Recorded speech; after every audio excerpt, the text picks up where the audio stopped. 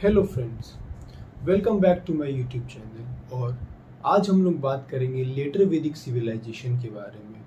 इसके पहले वीडियोस में हम लोगों ने बात किया था अर्ली वैदिक सिविलाइजेशन और लेटर वैदिक सिविलाइजेशन की पॉलिटी के बारे में। तो उस वीडियो में जैसा हमने बोला था कि ये जो किंग का एडमिनिस्ट्रेशन है दैट वाज रन बाय 12 रत्नीनास। वो 12 सिविल फंक्शनरीज होते थे किंग के मेनली, और यहाँ पे कहीं ना कहीं एक जुडिशरी सिस्टम भी आ गया था।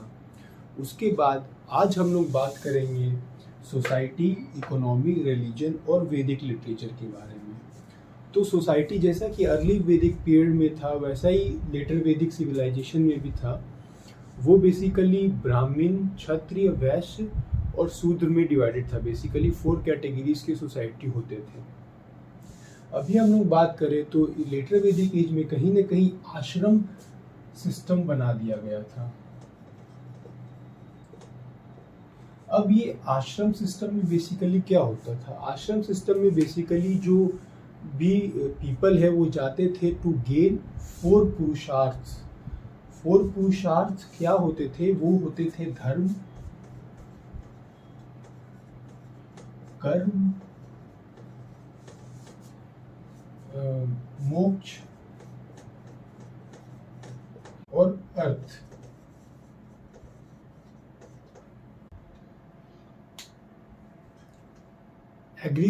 जैसा हमने पहले बोला था कि एग्रीकल्चर और पेस्टोरलिज्म पहले के मेन ऑक्यूपेशन हुआ करते थे। अभी जो था वो पेस्टोरलिज्म से भी ज़्यादा एग्रीकल्चर की तरफ लोग ज़्यादा शिफ्ट कर गए थे। Means agriculture became the main occupation. और उसके अलावा जो ऑक्यूपेशंस का नाम लिया गया है वो है fisherman, washerman, door keeper, footman. जो मर्चेंट्स है उसको जो नेम दिया गया था वो है गनर्स और श्रेष्ठिन्स। मीन्स की कॉरपोरेशन, गनर्स मीन्स की कॉरपोरेशन, एक बिजनेस एंटिटी, और एक श्रेष्ठिन्स मीन्स की एल्डरमैन। हाँ तो फ्रेंड्स, अब तक हम लोगों ने डिस्कस किया, क्या क्या डिस्कस किया?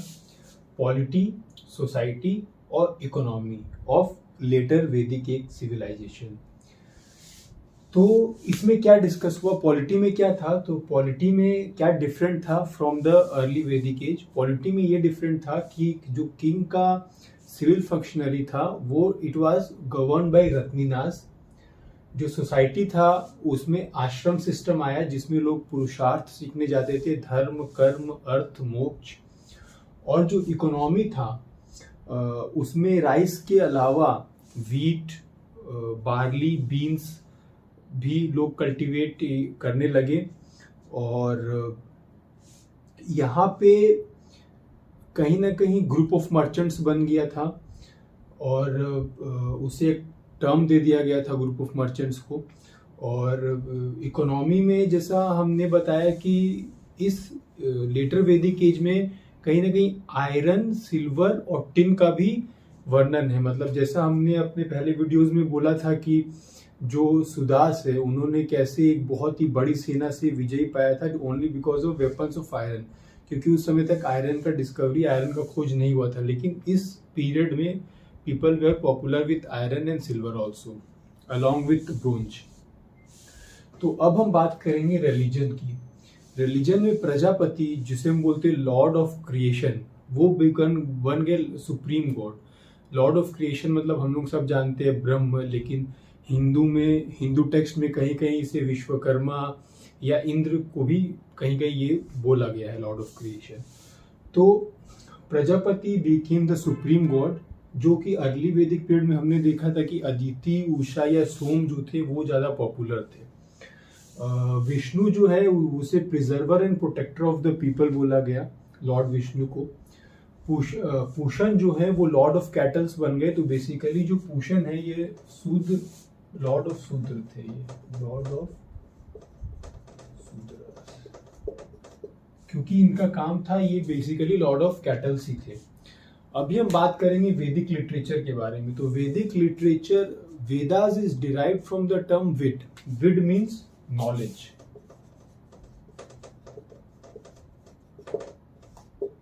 विड मीन्स नॉलेज। अभी इसको अगर कैटेगराइज किया जाए तो बेसिकली दो टर्म्स में कैटेगराइज कर सकते हैं, श्रुति और स्मृति। श्रुति मीन्स बेस्ड ऑन हियरिंग, जो हम सुनते हैं, और स्मृति, स्मृति मीन्स बेस्ड ऑन मेमोरी, जो हम दिमाग में रखते हैं।